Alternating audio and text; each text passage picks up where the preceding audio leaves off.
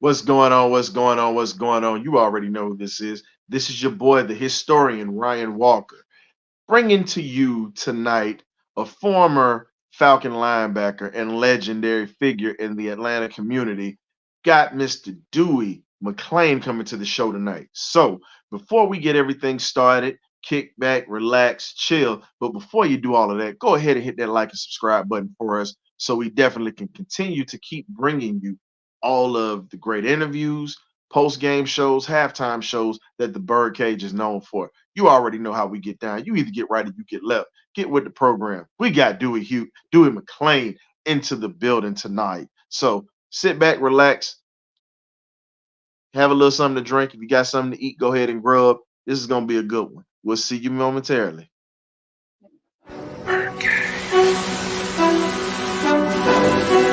Okay, y'all, this is it.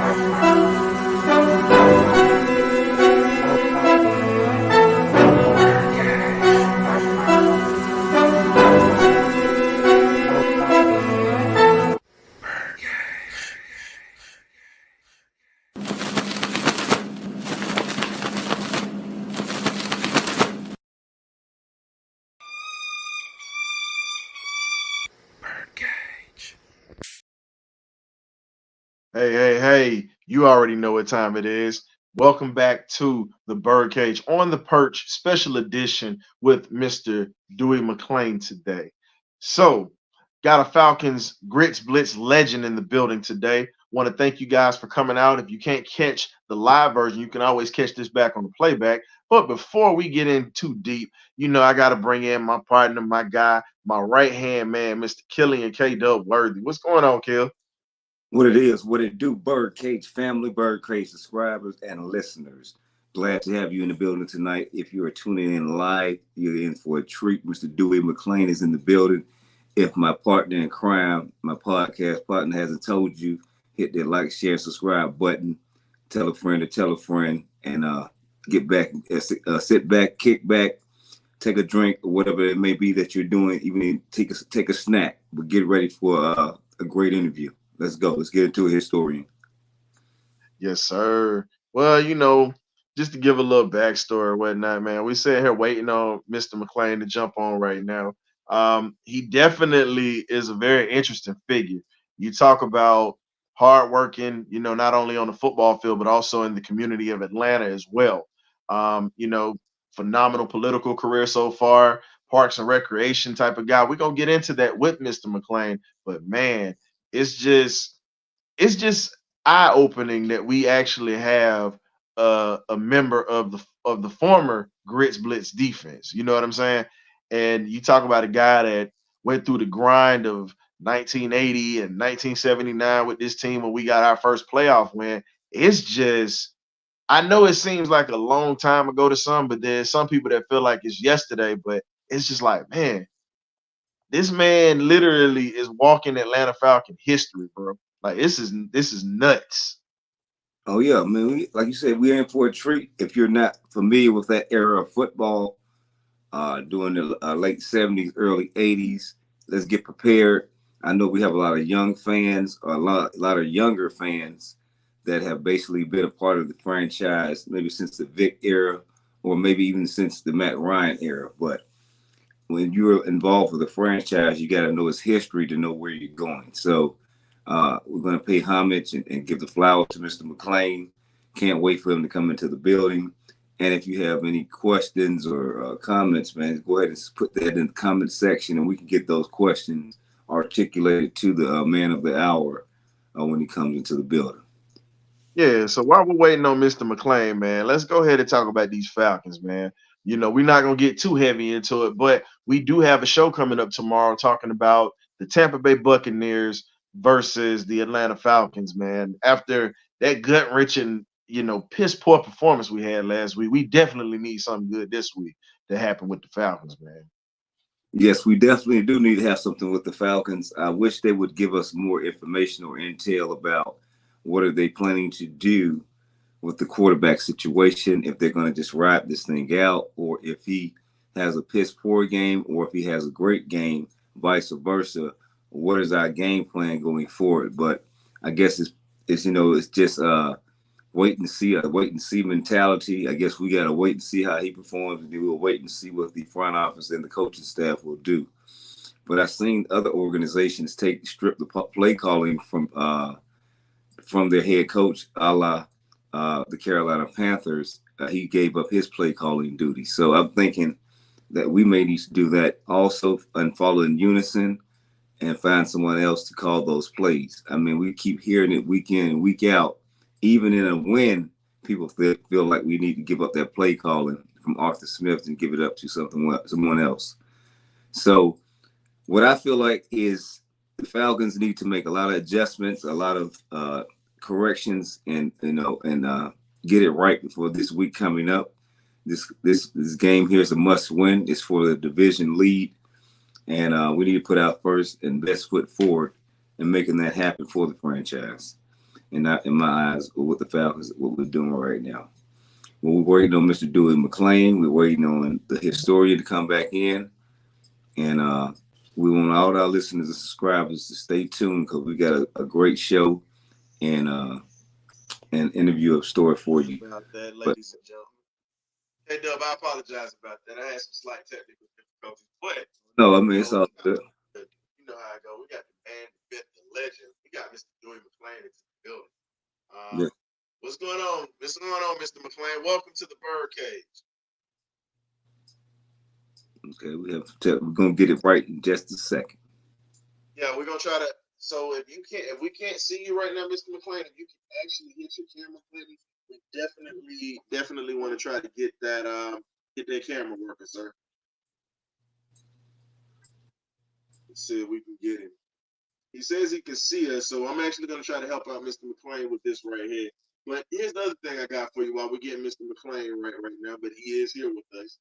So the question I got for you, you and the pretty much the Birdcage family that's in here tonight, what do you think our strength of attack is going to be on Sunday when it comes down to pretty much being able to stop Baker Mayfield and this Tampa offense and being able to generate some offense this week? Because, we had 3 opportunities in the red zone that we just threw away, like throwing money out of the window. Well, what I feel like we need to attack is basically bring pressure. No quarterback is very familiar and does well with a lot of pressure. So I think pressure up the middle, especially up the middle and on the edges, we'll get that. We got some sacks last week against the Washington Commanders. So I feel like we need to piggyback off of that effort that we had from the defense and continue to rattle and get after Baker Mayfield to make some costly and potentially costly mistakes in the game, to at least give us 2 turnovers, maybe Bankhead Bates, maybe Helms get some time to come into the game and make some plays. I just see that we're going to have our defense score some points to help the offense out, because our offense is trying to find itself in some weeks is sleepwalking. So we definitely need that the defense to continue to push pressure on Baker Mayfield and get him to create some turnovers for our defense in that aspect. Most definitely. So we still, like I said, we have Mr. McClain here. We're just trying to get him to tap the camera button so he can come onto the screen so you guys can see him. But Mr. McClain, can you hear us? Oh man. Let's see if we can try to get him. He's just having slight difficulties real quick. I'm gonna see if I can resend Mr. McClain the link so we can get him back in. But I think I agree with you on that, K Dub. I think defensively we're gonna have to play a very disciplined ball game. We can't give up any big plays or any turnovers right now. Coming up this week, I'm not gonna get too heavy into it because we're gonna definitely have a lot to say about that for tomorrow. But honestly, that quarterback plays just got to get better. He's got to become more decisive with the football. If they're gonna ride with him, he's got to be more decisive.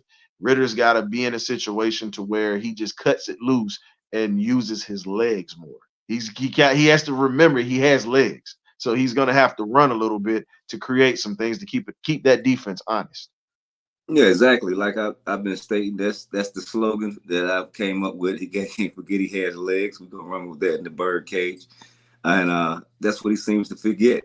I mean, I don't want him to be a Michael Vick, but and take off every other play. But I need you to not forget that I do run a 4-4, and I don't have the best blinds in the NFL. So when the pressure continues to mount for me, I have to feel the pressure and be able to maneuver up and climb that pocket and get out of harm's way. It may not be a 15 or 20 yard scramble downfield, but you can go get 3 or 4 or 5 positive yards instead of sitting back there waiting and contemplating where you want to throw the football and taking the sack. But just be decisive, throw it if you're going to throw it, and if you're going to throw it away also. But continue to I think I'm going to keep harping on it. We need to get some more design quarterback runs. Mm-hmm. But in my opinion, I feel like when you step up to the line, the play is designed for you to move the pocket by losing it. Oh, how you doing, Mister? Well, I'm glad to get on. I want to say thank you very much for allowing me to get on. But I think we tried this earlier. Everything worked well, and then all of a sudden I could see all of y'all, and I couldn't hear anything. And I'm saying, okay, they always say in this AI world, just go back out and come back in. And I went back out, came back in, and I can hear you all now. I can see you, and you all can see me. So and I came in on the tail end, and I think it's we've got a running quarterback, but I think we need to have more than a running quarterback. Okay. Mm-hmm. All right. And with you being a former member of the Grits Blitz defense, the legendary Grits Blitz defense that and Killian can tell you that I talk about y'all all the time on this show. Well, YouTube has a great thing. It's called the how I want to say the best defense you never heard of. Yes, and sir. we were the best defense you never heard of, because if you don't win, they really don't hear about you. But if you look at the stats as far as the amount of points, yards, touchdowns, and everything else, we beat the 85 Bears and everybody else. So all I can say is if you ever want to see about a 20-25 minute of some great defense, just go to YouTube and just Google the best defense you never heard of. Well, what we're hoping is that these Falcons mixed with veterans and some young guys that we have right now can duplicate what you guys have done by being a great solid defense that can actually continue to create turnovers to give our offenses chances. We haven't even given up a running TD this year, which is very, very good for any defense. We're the only defense to do that this year. Well, and that is good, and we doubled our sack total this week too. We only had 5 sacks between the 5 games, and we got 5 sacks in one game, and my good friend Calais Campbell got his 100th sack. So that says a lot. Do the dirty bird on. Oh, and that's a big bird there. Calais is a big bird, but he definitely did that though. But speaking of getting into this, we're gonna welcome Mr. McClain properly. So not only is he a former NFL star as well as a USFL star, Mr. McClain also is a part of the Georgia House of Representatives. He represents he actually was the founder, one of the founding members of the NFL Players Association in the Metro Atlanta area, as well as the National Former Players Board of Directors of the NFLPA. So we definitely want to thank you for coming in here and giving us some of your time out of your busy schedule today, sir. Well, I want to say thank y'all for allowing me to, and all this stuff sounds great because I also served as president of this chapter sometime, and then I also became the chairman of the board of all the former players, which was one of the best things I can say that happened because I was part of the new CBA, the one that we just signed in 2020, that brought on 3-year players that also gave us, well, I won't say double our pension. So it just things like that. And also for the first time ever, all the guys who didn't have a healthcare savings account, we got a one-time $50,000 healthcare savings account, which was great. So, I mean, I believe in it. I want to say that the concern is real, and I love my Falcons. I was outside earlier putting up the holiday stuff, and I don't hope my neighbors don't take it wrong, but I put my Falcon flag with my Happy Halloween. So they're both on the same stake. So I don't want nobody to think that I'm saying Happy Halloween, Atlanta Falcons. I'm just saying that I want us to win. Yes. And we're gonna get into touching about winning, but let's go ahead and get to it, Mr. McClain. You're from the great state of Oklahoma, home of not only yourself, but one of the greatest funk bands of all time, Mr. Charlie Wilson and the Gap Band. Yeah, Greenwood, Archer, and Pine. That's what Gap stands for. Yes, and those streets are right there downtown, and you talking about something that you can enjoy. All I can tell you is Oklahoma has put out some great ball players. You can just go back and start talking about the OU days and stuff like that. So I'm glad to be from Oklahoma, but I call Georgia home now. Yeah, definitely. It's always man. Yeah. And one of my favorite things I got to enjoy when I went to Oklahoma, I've been to Tulsa before, got to party around there and got to go through Black Wall Street. Enjoyed the tour of that.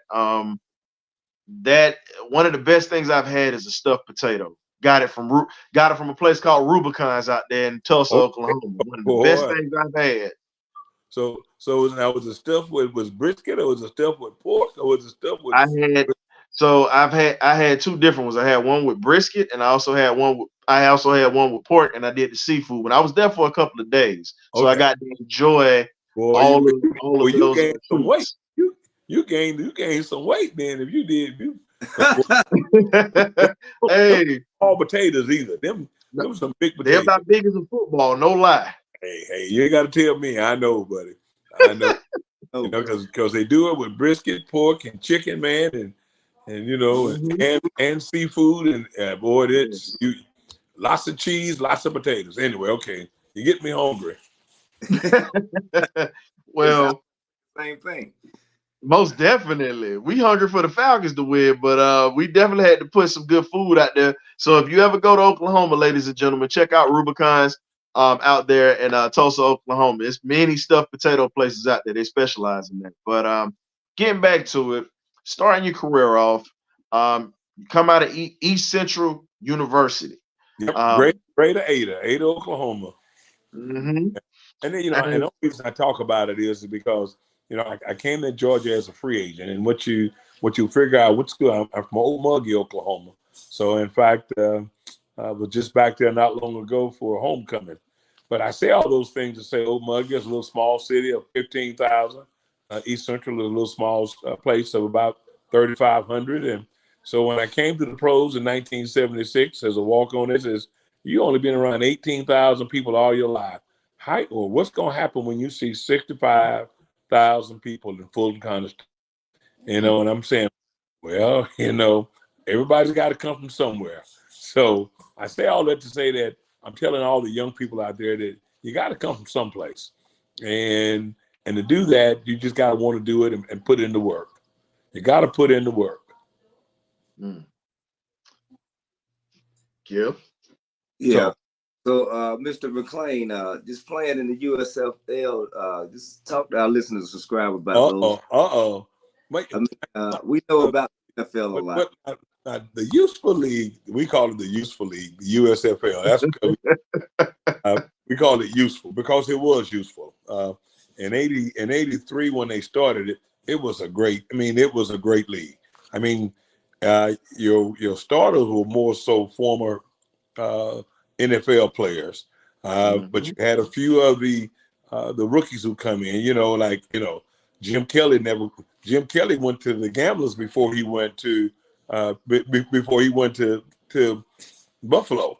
So you have people like that who did those things. But Doug Williams did it differently when he went.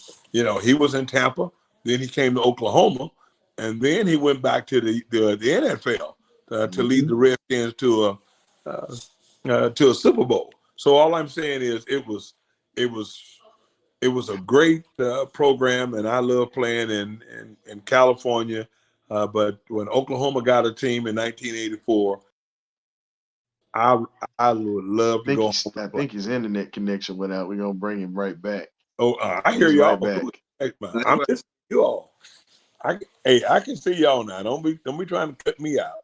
No, we didn't cut you out. We're not touching anything. I think the connection is going out. Yeah, y'all touching stuff. Y'all need to put y'all hands up like this. Like, no, just kidding.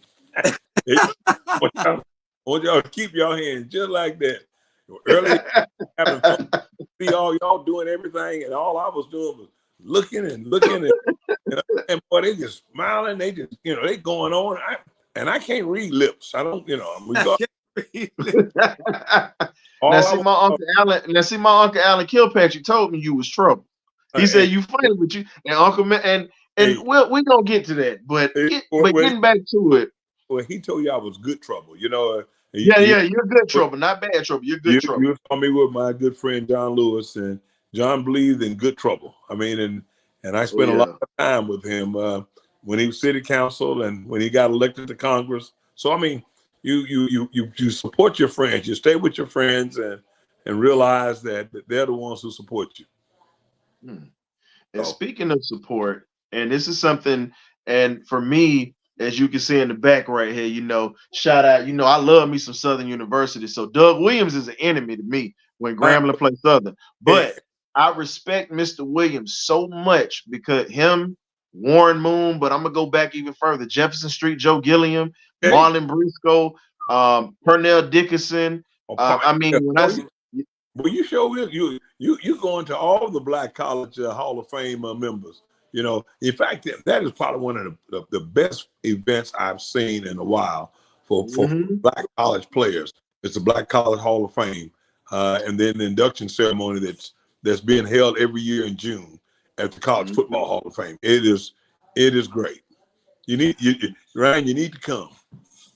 That's the main thing for me because, like I said, outside of we talk NFL football here, I'm a very big supporter of HBCU football. Now I talk trash about Grambling because I love them Southern Jaguars SU, but hands down, I respect all of the greats that have come out of there and that have shaped the NFL because one of your teammates, Mr. Claude Humphrey, Tennessee State alum, one of the best to ever do it. And here's a question I have for you. Okay. Now, with everything that you went through with playing with the Falcons, we're gonna talk about the Falcons, but Killian brought up the Oklahoma Outlaws. Now, you went from the Oakland Invaders to Oklahoma Outlaws, and playing with Doug Williams, knowing the pressures that he went through with Hugh Culverhouse not wanting to pay him any money, and they had him literally paid much less than the backups, and he was a starting quarterback in the league. He goes to Oklahoma and he plays lights out. He and Jim Kelly are really the two best. He and Jim Kelly and Steve Young are really the three best quarterbacks in that league. Quarterbacks. Yes, you're so correct. What was it like having him in the locker room as a guy that was a leader and just being able to galvanize and stick behind him and have a lifelong friendship with this man? Well, at first, Doug and I are real close. I see him every year, 2 or 3 times maybe. And well, I know I see him at the golf tournament. I also see him at the Black College Football Hall of Fame.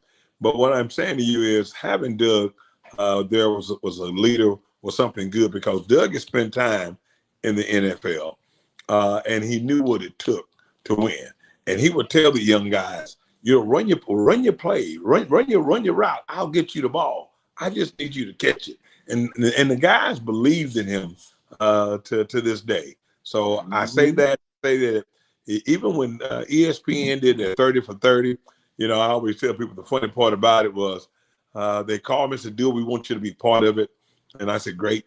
So I just want you all to know that they filmed 8 hours of me, and they only used 10 seconds. So I never knew whether 7 hours, 59 minutes, and 50 seconds went. But I guess it was on the cutting board. But Doug has his 30 for 30, and I said at that time that the league was not ready for black quarterbacks.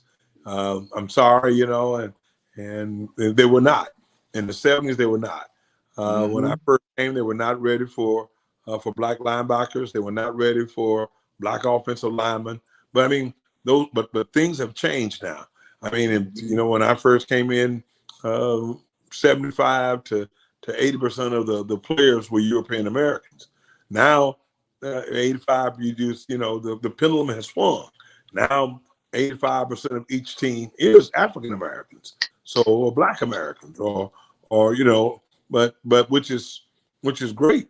Now we just got to make sure that we continue to keep doing the things we do, and we've taken over center positions, offensive line position, quarterback position, running back position, receiving position. So almost now every position has a black person. So I think it's great. But I'll say it, and I'll say it on this show, on any show. We need good athletes, and that's one reason I tell folks about the pros. The pros is a little different than being in college and high school. In high school is a whole lot different, because whoever was the booster who pays the most money, their kid get a chance to play in high school. It might not be the most talented, but his parent may give the most money. In college, it's a little different, but when you get to the pros, it's all about who is the best player, not who mama or daddy get the most money, or who's the big alumnus who gives it. And I'll say this: when the NIL came in, right now colleges are having a problem, because after a while, the NIL wasn't around when I came in, and it's only 2 years old, and it's going to be a lot of trouble, because now you can pay high school kids to play. Now you can pay college kids to play. And what's going to happen? You're going to have some teams that some colleges got a lot of money, going to play a lot of players, and then you got those that don't have any money. And now who wants to go to school just to go to school? I mean, and let's just be honest. A lot of the kids now, not saying all, because you still have a lot of kids that have great, solid foundations. There's still some out there, but most kids now, they don't even care about grabbing their education, because they're like, okay, I can go to a big time school. I can ball out. I can make it, and I can put myself in the NFL. But the sad part about it is, like, you were one of the fortunate ones to make it, but it's so hard, because everybody that's in the league, they all Americans, or they were standout players on their team. And you talking about having bunches and bunches of those types of players, and it's not guaranteed that you're gonna make it. But that's why I say you must put in the work. All anybody should ever ask for in this league is an opportunity. I mean, you can go back to a lot of number ones that were busts. You can go back down to a lot of number twos that were busts. You can also go to some free agents, some walk-ons that are in the Hall of Fame, or Jesse Tuggle, just to give you an example. I mean, I bought it off the state, free agent. Us free agents stick together. And I say that to say that we must realize and put in the work. Those things will happen for you. But again, as you say, now you got All-Americans, and and every school gonna only have different All-Americans. And one of the guys I was gonna mention, I'm gonna let K Dub jump on this. Now you mentioned guys that were undrafted free agents. You know, you have 13 guys right now that were undrafted free agents that are in the Hall of Fame. One of those guys is a Jersey guy who played at Tulsa, Oklahoma, and I gotta shout him out because my uncle Allen is on right now. Well, you know, I know who that is. That's Drew Pearson. You know who that is. That's the original 88, Mr. Drew Pearson. That's it. So I had to shout, and I'm gonna tell you this: I hate them stinking Cowboys. Now that's my uncle Allen that's on the line right now. He wanted to make sure I put that note out there for you, so he wanted me to tell you what's up. Well, you know, I don't. I'm not very proud of him either because I'll never get Hank Stram, you know, and all of that. Exactly. Almighty. Gil Brandt. Tom Gil Brandt. Gil Brandt was the general manager, and Gil Brandt, you know, he came and gave me an ink pen and says, "This is the ink pen you're going to sign your contract with." I think I kept it a long time. That didn't happen. But the reason how I got to the Falcons was, as soon as the draft was over with, I had 5 teams to call me, and Dallas was one of the 5 teams. And I chose Atlanta because Dallas had just taken Thomas Hollywood Henderson in the first round the year before and Randy White as linebackers. So what do I look like going to a place that just took 2 number 1s as linebackers? You know, people don't ever want to look like they made a mistake. So that crossed. So Dallas was crossed out because you've already got 2 number 1s, Thomas Hollywood Henderson and Randy White. So now we go to Pittsburgh. Well, you know, I did not go into the cold, and I didn't like AstroTurf. I didn't know any better. Okay. Then I go to Cleveland. Cleveland, at least they had grass, but it was still cold. I didn't want to go there. And the 4th team was Minnesota. And I didn't want to go to Minnesota because it was cold as well. And then the 5th team was the Atlanta Falcons. And I said, okay. And the reason I said it was, as you all know, in '76, we had 2 expansion teams. You know, that's a quiz for you two. So what two teams were the expansion teams in '76? You had the Tampa Bay Yucks as one of them. Oh, Tampa Bay Bucks. I call them the Yucks. I can't stand the Tampa Bay Buccaneers still to this day. And the what? And the who else? Oh, I gotta go back. I gotta go back to my memory bank for that one. I'm going to help you. You had Tampa Bay and Seattle, and that's right. The Seattle Seahawks. Come on, and they originally, and the thing a lot of people don't realize, the Seattle Seahawks originally they started off NFC, then moved to the AFC, and then moved back to the NFC. A lot of folks don't even know that. And what happened was Seattle, and to stockpile teams for expansion, they draft people off of existing teams, and so they left one linebacker left to go to Seattle, and so I said, that's where I'm going, Atlanta. They got one job opening, and that's my.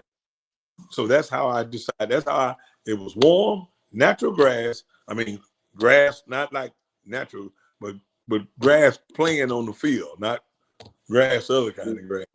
And then now you know the linebacker that went to Seattle, right? He took the guy that took that job. He's God rest his soul, he's a Hall of Famer, man, by the name of Mad Dog Mike Curtis, who played for the Baltimore Colts. Okay. He was the other guy that went over there. Yeah, well, but you understand. But that's what took place. I mean, Steve Largent. Steve Largent was, all of us was high school seniors together out of Oklahoma. So you had the Spellman brothers, Dewey and Leroy. Went to Tampa. So it was like, okay. And Steve Largent went to Seattle. So out of that class, and Tinker Owens went to New Orleans. So it was out of our senior class that year. That played high school all-star ball game together. There was 6 of us that went to the pros out of that 25. So it was great. So that's how I got to Atlanta, and I'm still in Atlanta, and I love Atlanta. As you said, I moved here in permanently in 1978, and made our home here in Lawrenceville, and now I'm a state representative of House District 109, and Awesome. it's, I was the unofficial mayor of this district, so they figured they'd give me a one with a real title. Like, to piggyback off that expansion draft, they had the expansion draft in the USFL to go back again. Why didn't you decide to go to the Memphis Showboats? Oh boy, look at you! Look at you! Now see, now he's stirring the pot. That's what he's supposed to do. Now you're gonna make me walk around and wait a minute. Now you're gonna make me walk around and get some wait a minute. Waiting on y'all earlier. Waiting on y'all earlier. It's all good. Go for it. Hey, wait a minute. Okay, now I don't know. Pepper Rogers called me. When Pepper called me, I thought that I could make it happen. I could make it work, and that was the reason I didn't go. Pepper really. I don't know. Pepper was the head coach, and he didn't. I don't think he really. Y'all excuse me because all of a sudden my phone must be using a lot of juice, and I don't know why. But I don't want my fans to leave me. Listen, nobody's gonna leave. Nobody's gonna leave you. Everybody's tuned in, and they definitely want to hear this story about old Pepper Rogers, the famed USFL coach and legendary collegiate coach from back in the day. So what Pepper did was, I was concerned that Pepper wouldn't do the right thing, and so John Ralston, who was the head coach in Denver, he had went to Oakland, and he had told Pepper, he says, can I have Dewey, and that's kind of how I got to Oakland. Okay. So it and it was, as you say, it was a draft. But now we got plenty of juice. We can talk all night now. Okay. So good. Now we got you. Go ahead. Yeah, because y'all be cutting me off. So it was a USFL draft, and it was so funny because I only have the one card that came. Well, I have two cards that came out of the USFL. I didn't get a card in the NFL, but my first card was in Oakland, and my next card that I got was in Oklahoma. So, and I say that, and one of the pictures that you see is on one of the cards of me tackling but it was a great league, and I really hate that a former president messed that league up. Yeah, we look. We're not gonna look in that situation. His internet connection went out. He'll be right back. But yeah, on YouTube so too, what Mr. McClain was. So what Mr. Oh, I was okay. You're back. I was getting ready to tell him. So what you were saying was pretty much former President Donald Trump took over the league and ran it into the ground. Let's just keep it real. I just said former president. Now I don't. Oh no, you didn't say it. No, you didn't say it. I said it. I'm making sure I take responsibility for that one. Well, but that's true. He and that's on YouTube too. You can pull that up about the suit that he filed against the NFL, that it was a monopoly, and he did prove it, but he only got $3. And in fact, I guess probably a month ago or 2 months ago, I was watching the fall of the USFL, and that's when they asked former President Trump why he did it, and he just said he wanted to prove a point. Yeah, and the crazy part about it was, the USFL had a great brand of football. You talk about so many great players ended up going to the NFL, but even with guys that didn't go to the league, it was just really entertaining. You talk about Mike Rozier, Herschel Walker, Doug Flutie, Reggie, the late great Reggie White, rest in peace. I hate the New Orleans Saints, but I got to give it up to Mr. Mo Vaughn or whatnot, who was a Mo Vaughn, monster. Bobby Hebert. Bobby was the Mhm. quarterback in Detroit. Yeah. Okay. Yep. So it really was some great players, and I really hated that it went away for so long. I'm glad to see it come back, but it's not back to where it was. Nope. Yeah, because And it has really put that stamp out there. They want to kind of stamp out other leagues, but other people can make money out here just like other Oh, restaurant businesses. very, very much so. And I was, like I said, I was just very disappointed that instead of pushing it through, because people love football. You got spring football. You got spring football. You got fall football, and now but people loved it. You know what I mean? Well, we had a great crowd in Oakland, and we had a great crowd in Oklahoma. And I don't care what anybody says, and I'll tell you all this on this show, any show. But if you got a professional in anything, that brings the stock up of your city. When the Thunder moved to Oklahoma City, that put Oklahoma on the map. Cause see, now you got people flying in and out of Oklahoma. You got to build houses for these people. There are things you just got to do. Yeah, you got to accommodate a pro franchise coming to the city. Yes, it generates bucks for the business and for the area around. It's kind of like when the prime effect up there in Colorado, he's generating so much money because of the big business how he comes. Thank you. And I was just so sad. Someone told me, one of my friends says, Dewey, when Prime win, YouTube don't go off like they did, but when he doesn't do well, now they just want to just drive him into the ground. I said, well, sometimes if you like Prime said, as long as I get publicity, just give me some. I like good publicity, but if I can't get good publicity, give me some publicity that I can sell.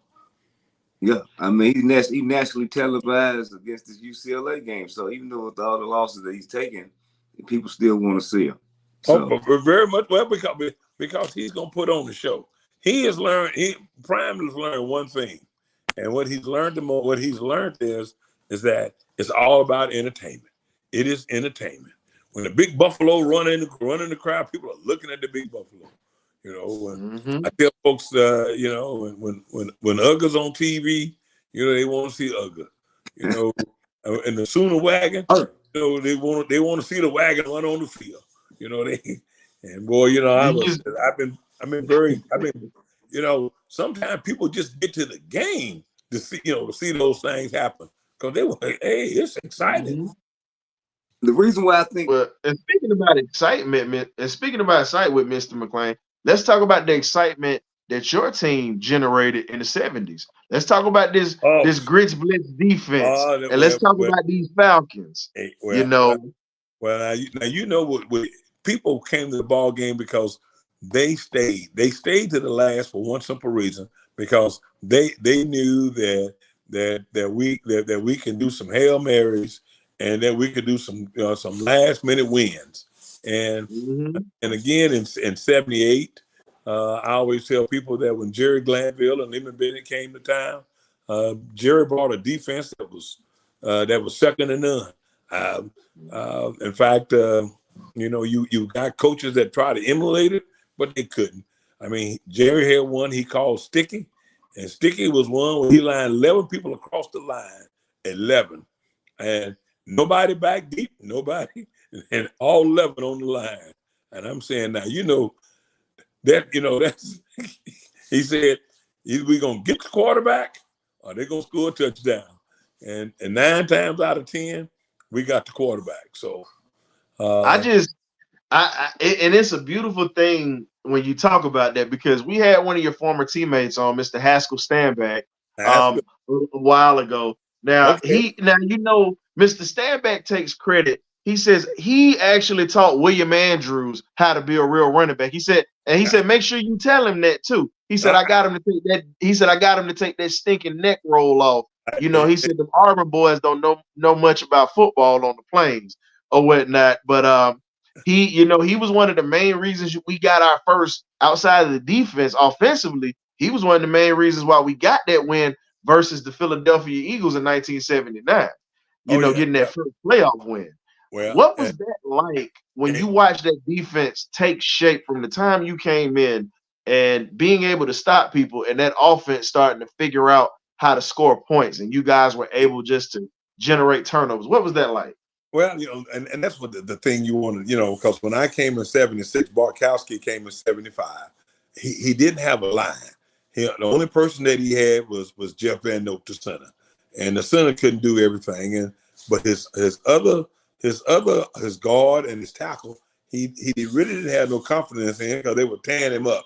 So in 76, they drafted Big Dave Scott, a guard. So then you got a guard that year, and so now you got one guard and you got the center.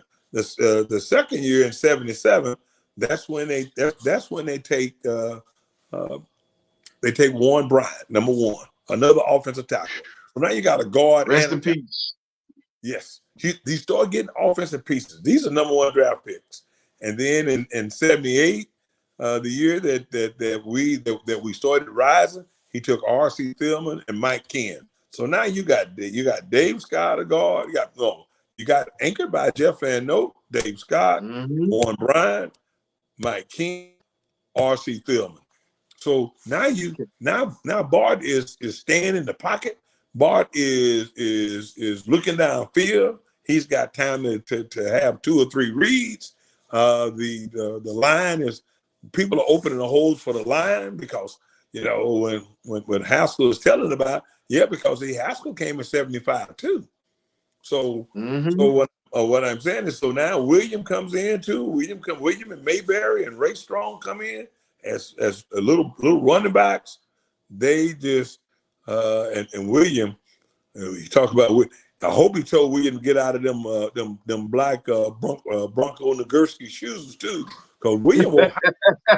Said he taught him how to be. He taught him how to be a running back. He told him that. Hey, when I saw William, when William first came into the camp, he had that neck roll on like a linebacker, okay, and he had them black high tops, and I'm saying to myself, boy, that is Bronco Nagurski right there, and and that boy, and I don't know if Haskell taught him how to be a running back, but I guess he might have taught him the finer things. Because I tell you what, with that neck roll, he scared me because I thought he was a linebacker hit me.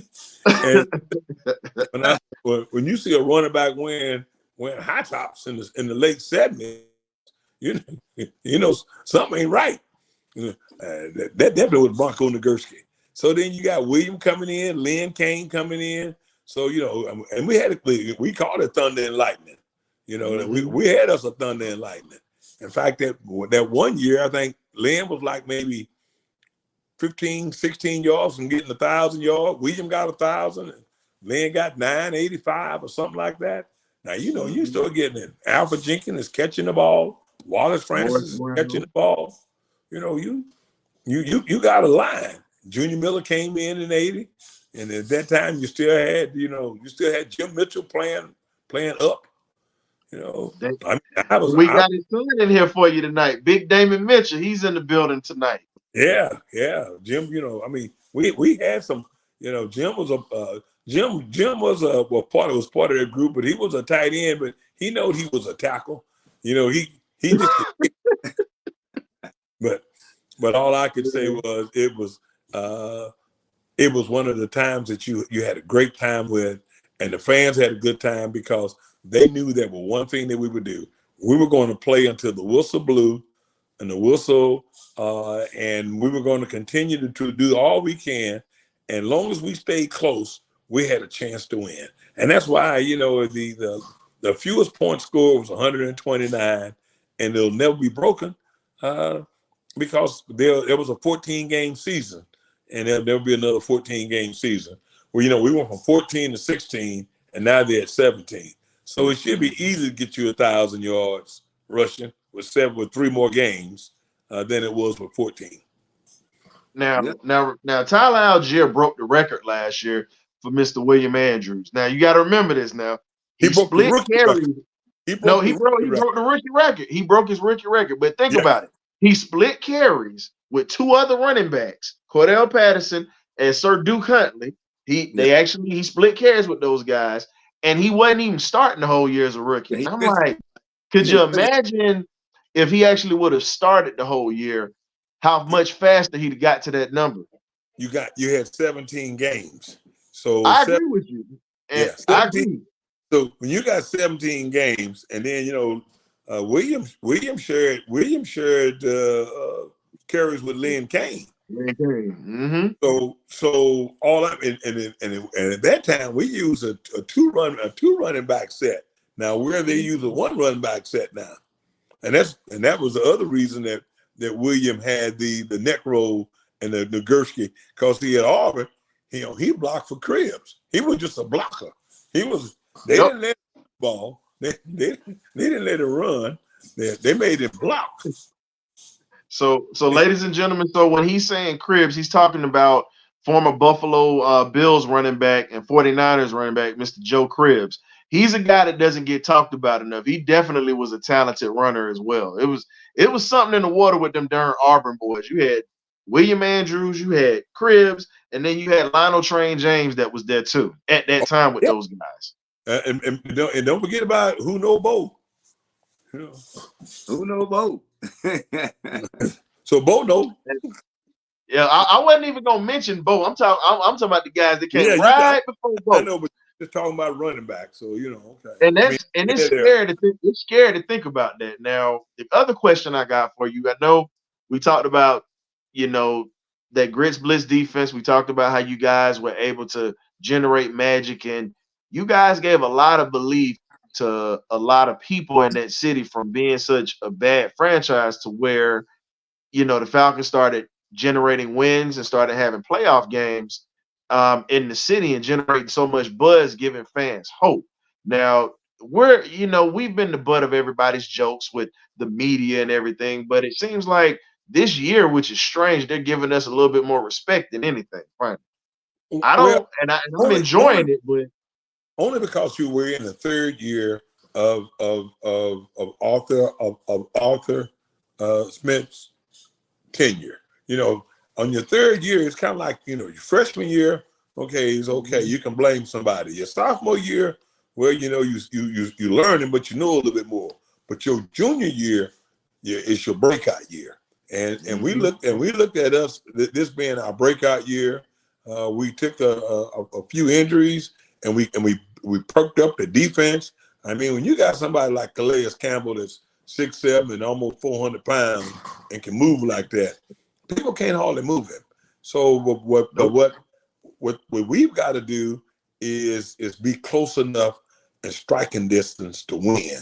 And I think almost every game we've just about done that. I can't think of where someone has blown us out where, if we can't get one score. I thought it was kind of different. We went for two the other day, but I think, he was going for the win, because the win is, if I can get a 2, that'll only put me down 6. So if I score and kick the field goal, we win. I mean, I think that's what he was thinking, but all I say to you is that we have to stay close and we have to quit turning over the ball. We need turnovers. We need to be on the plus side of turnovers, not the other side. Okay, we need to be on the side where defense is taken away, and I think that was one of the things that we did when we started playing really well. I mean, when you get Al Richardson intercepting as a linebacker, intercepting 7-8 passes, that means you got to be in the right position, and somebody's putting pressure on the quarterback, and he's throwing the ball, and somebody's breaking on it. And the other thing we got to stop doing is, well, I can't say we because we're not playing, but the other thing they have to stop doing is shooting themselves in the foot with delay of game penalties. That is something that took us out of scoring range. You're on the 3-yard line. If you need to look up at that clock before you make a call, if you see it going out, call a timeout. You're in a golden position to put 7 on the board. You have one of the best running games in the NFL. You have obviously the best running back out of the rookie class right now with Bijan Robinson, and then you Mhm. got Tyler Algier. We call him Baby William Andrews because most dudes don't stand in front of him. He Oh falls forward. He doesn't go backwards. no, He falls forward. Yep. And now you have a quarterback that he's got legs. If we saw when you move the pocket, he's effective with getting the ball out of his hand. But when you have him standing there like a duck, it's just not good. So, it's growing pains, but he's got to definitely get a little bit more confidence in himself, and he's got to go back to what made him great at Cincinnati. A lot of people want him gone already. Just being honest. Uh, We've well, heard it. well, well, what he hasn't done, he hasn't earned a C on his chest, and I think, Mhm. and I think that's what the coaches was looking at him to do. I mean, 9 times out of 10, the person with the C on the chest is the quarterback. I like to be politically correct. He or she is the captain of the team, but since we're talking about football, he is the captain of the team. And I tell people that concerns me when he didn't earn a C for his chest. Now the boy Bryce down there in Carolina won a C. He won a C. The boy Richardson and Colt, he won a C. I mean, come on, really? You've been here before. You've been here longer than they been. Yep. Yeah. So why? Because see, when you earn that C on your chest, you know what that means, don't you? Yep. Deion put an L like for leader, but L when you and D. get He said, leader and dog. You either gonna be a leader or you gonna be a dog. One of the oh, two. yeah, hey, well, so when you get that C on your chest, that makes you sort of acting like a captain. That make you Mhm. start thinking like a captain. That make you start wondering, okay, we don't take stupid penalties. We don't delay a game, snap counts, those are things that are mental that can hurt you. And it has hurt us.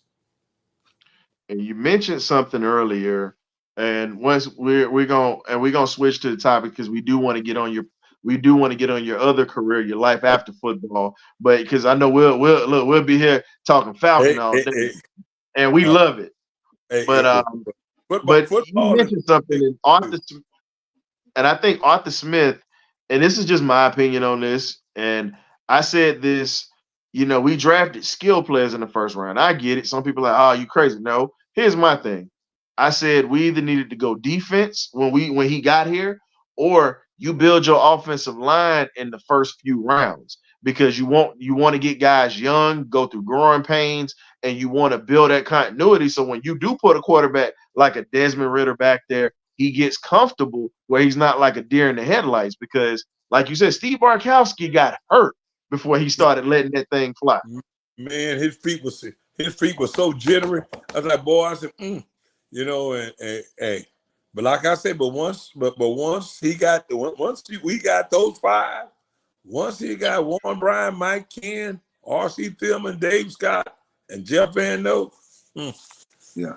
yeah, he And and think about it. You just said it. You took offensive linemen. You get your franchise linemen in the first 2 rounds. That's when you go get them. and No that's what we disrespect to got. Bijan, no disrespect to Kyle Pitts, or no disrespect to Drake London. But hands down, when you had a chance to draft, you had a chance to draft a center and Sewell. I'm sorry, a guard and Sewell, guard slash tackle and Penei Sewell, and then you also had the kid that came out of Northwestern, Peter Skoronsky, the late great Bob Skoronsky's grandson. When you have a chance to get all these different linemen, and I'm talking about first round caliber guys that's starting and they mashing folks right now, you got to go get them because But the yeah, passing game right now is suffering. Our pass blocking is just not good at all.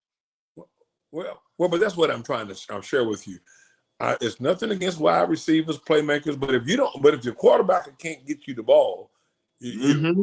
that's the first thing you got to do is take care of home. If he can't be protected to get you the ball, it's not going to work. So all I can tell you is I'm looking I'm looking forward to Tampa because, Tampa is the team that if we beat them on Sunday, we're number one in the division. So Yes.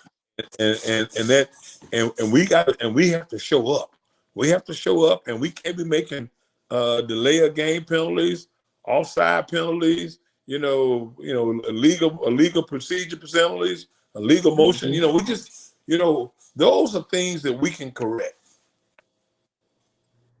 Exactly. Agreed. And at this time, and I'm gonna say this, and somebody's gonna disagree with me, but it's fine.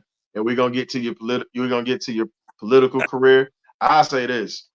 Arthur Smith, you in year 3. You have no excuse. This division is down right now. You got everything you wanted. You have talent. You have a defense right now. If you can't get this offense to at least get a wild card round or win the division, you got to go. I'm sorry, you got to go. And I'm gonna keep it blunt with you because you got everything you wanted. You pout like a spoiled child in front of the media when stuff don't go your way, and it's just the truth.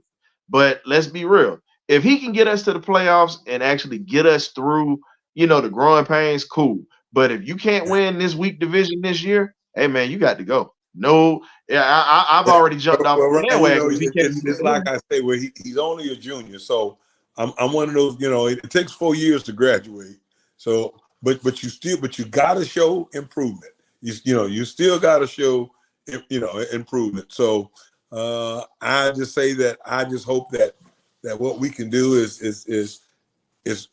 make sure we got the people in place. And I think that's kind of where we're lacking is that are you sure you got the people that you want in place? I don't have nothing against Mariotti, who was the backup who was the quarterback last year. But once he named Ritter the starting quarterback, Mariotti never showed back up. So, but you got quarterbacks that are playing a whole lot better. Brett Favre played, God Almighty. Aaron Rodgers played behind Brett Favre. Love played behind Aaron Rodgers. So you get a chance to learn and do things, and even that played behind Romo for a Tony while. Romo. Yep. So all I'm saying is Ritter didn't get a chance to play behind nobody because when he was named a starter, Mariota never showed back up to practice. He never showed up to practice, never came back to the camp. Well, that I knew of, because those 4 games, he was nowhere to be found. So Ritter needs, if Ritter is not the answer, I don't know who is. Well, it's like this. We got a new draft coming up, and you have a chance to take somebody if they keep them around. But hey, that's another topic for another day. But we definitely gonna. That's another topic for another day. We'll see with this. We already know how that'll go because we got a lot of folks that have come in here. We talked about the quarterback, but speaking of quarterbacking, let's talk about your 18-year career with the Parks and Recreation and Cultural Arts in the city of Atlanta. What did you take from that position that really has helped you transcend into the position that you're in right now with the Georgia House of Representatives? Well, it was always about trying to help people, to help the community. So Parks and Recreation was kind of just like, I want to say more of a offset. We shouldn't say offset, but a more of something that an extension of what I was doing playing pro football. Because when I left pro football in '85, I went to work for the city as a training coordinator. Because back then you had a lot of coaches, putting hot water on a sprained ankle, and that was not, they didn't know any better because they were thinking about you running the blood, the temperature up, and that's trying to get the blood back where it was. But no, but not realizing putting hot water on a sprain or bruise was just causing blood to come there quickly and swell, kind of like a turkey frank or a chicken frank. It just swells up. So I wanted to train the coaches and train them on how to practice and how to treat people in emergency, to keep a first aid kit, to make sure that you could deal with the weather. you know, because in Atlanta, because if it's sometimes it was raining in South Atlanta, but it wasn't raining over in East Atlanta. And so when you cancel a game, they said, well, it ain't raining over there. Well, so to get them to understand that where it's raining is where it needs to be canceled, not because it's raining in South Atlanta and you going to East Atlanta where there's no rain. So it was all about educating people and helping people. So after my 18 years, I rose up through the rank. After my 18 years, I also became the president of labor. It was always about helping people and educating people to understand what needed to be done. So I enjoyed my years in the city. I enjoyed my years being the president of labor, and I have enjoyed. This is my 11th year coming up in the House, and I've enjoyed my time in the House because I always tell something, Ryan. You know, and I'll tell you all this. My motto and slogan there: right is right, wrong is wrong. It doesn't matter, and that's kind of how I've done it, and that's how I'll continue to do it. You know, and if you can convince me not helping people or making sure people get livable wages and health care is right, then I need to listen to you. It might be right in your mind, but ask that person that is looking to use to buy medicine or either need medicine or either health care, do they think it's right? Mm-hmm. So, but I've enjoyed it. I really have. We enjoyed you on the show tonight. Hey, well, thank y'all for letting me be on the show, and I'm gonna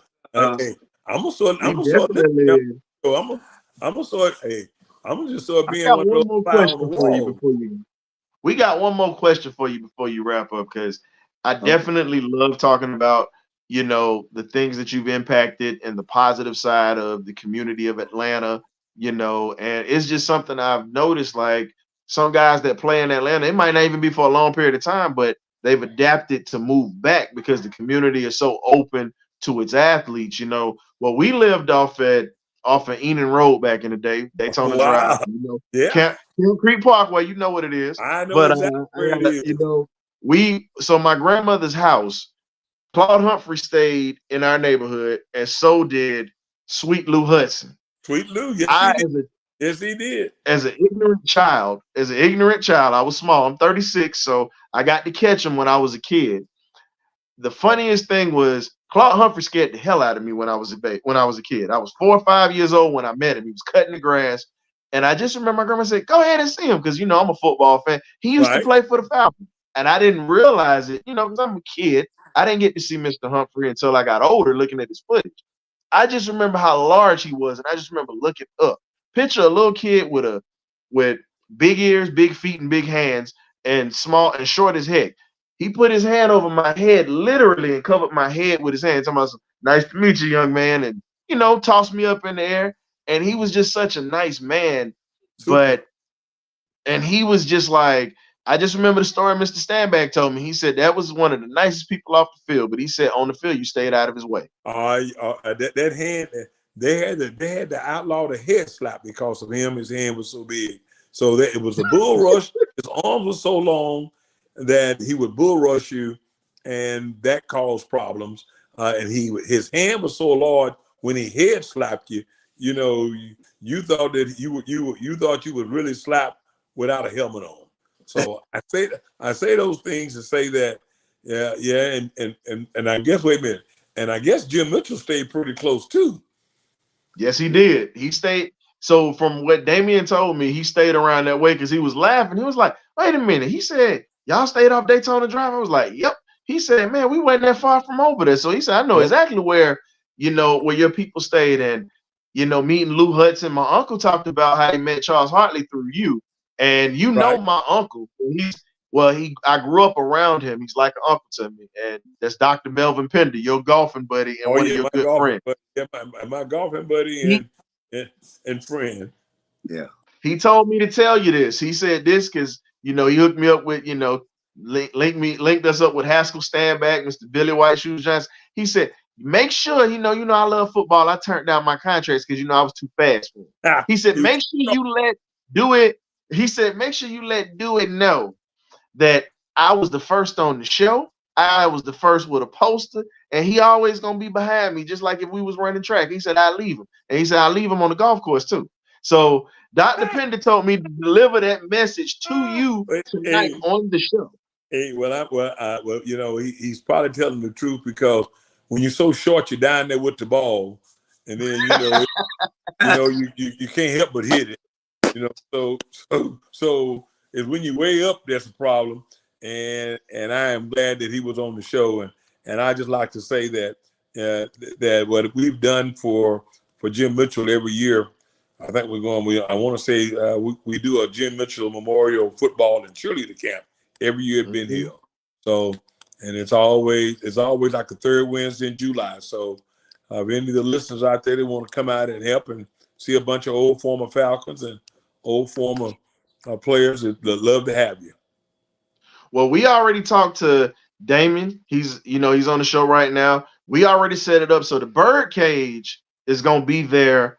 We're gonna try to get out there next year with you guys because we want to record, show the kids going through drills. We want to talk to you guys from your former experiences. We already got something set up, so we definitely are going to be in the house for that.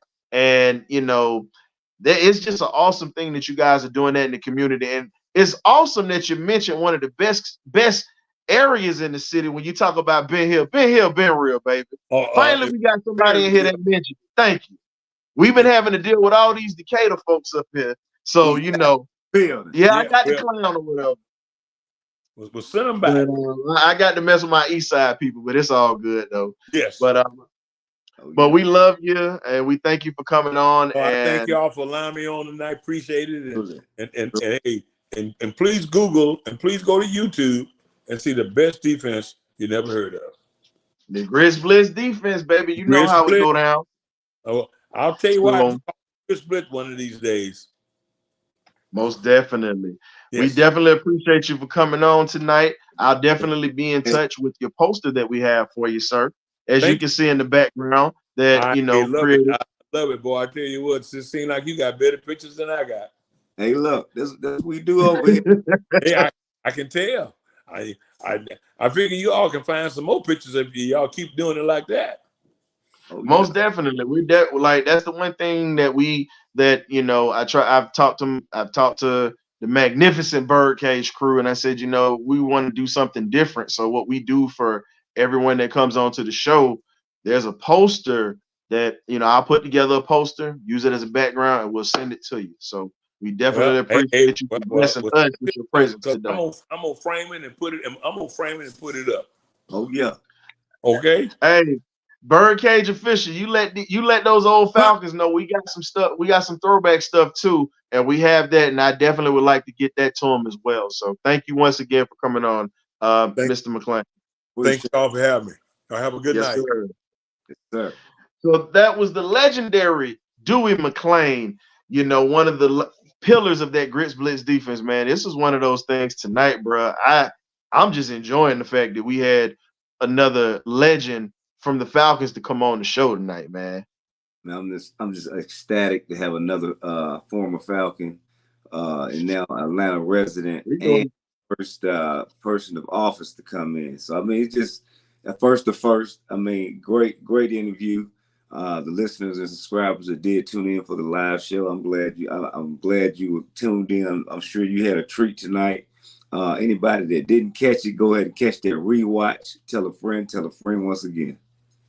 Yes, sir. You already know how we get down, baby. It's the Birdcage. Thursday at 8 p.m., we do have our live show concerning and talking about the Falcons getting ready for their matchups for the week and pretty much do's and don'ts. Sundays, we got the halftime analysis, hosted by yours truly. And then we have the party line of the benediction. I'm speaking the party line into existence this week because, it hurt last week to have Freddie Falcon standing on that doggone confession booth leaning over, man. That's our new background for that. But hey, we don't want to see that background too often. So thank you guys for coming out tonight with us. We definitely appreciate it. You either get right or you get left. You join us tomorrow, and you definitely gonna get right with us tomorrow. So y'all be easy. We love you guys, and we definitely can't wait for tomorrow night so we can chop it up about these Bucks. Y'all be easy, baby. Birdcage, we out of here. Outer.